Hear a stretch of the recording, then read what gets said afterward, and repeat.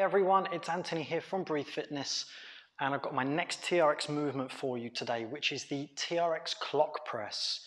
So you may be familiar with the traditional chest press, which is one of the kind of common foundational movements that we do in TRX. Clock press is there as almost a little bit of a progression, but also if you want to get a bit more shoulder work in, and also to kind of work on your instability a little bit more and get your core working. So let me show you how it works, and the clue is in the name. We are going to work on like the faces of the clock.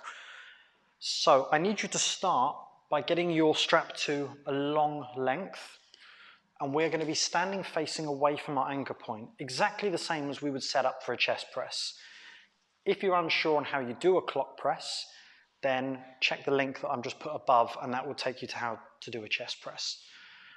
So we're going to stand facing away from our anchor point, palms facing down, come up onto our toes, making sure we're in an active plank position. So I've got the mirror here just to sort of guide me. Now, for a regular chest press, you would simply lower the chest in between the handles and press back. For a clock press, we're going to work on the numbers 1, 11, 3, 9, and 5 and 7 on the clock, okay?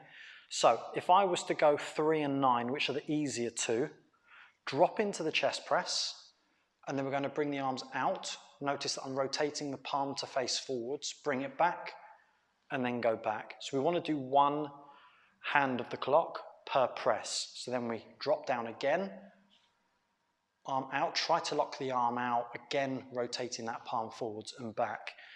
If we now go 1 and 11 on the clock, again down, arm comes straight up. So you'll notice a little bit more harder on this one because it's now a bit of a shoulder press movement going on. At the same time, you're trying to keep the whole body stable. We're trying to prevent any kind of soaring happening on the straps.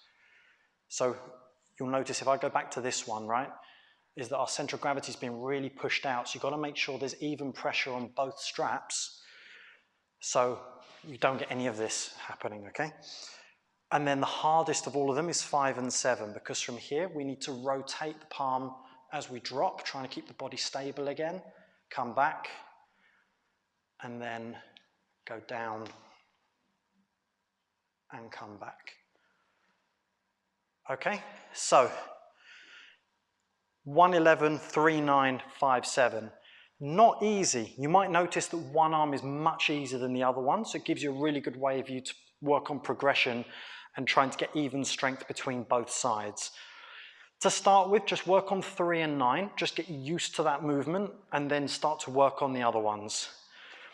That is your progression from a chest press.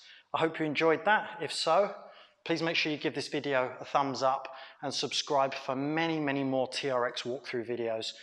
Otherwise, I look forward to seeing you for another video. Take care.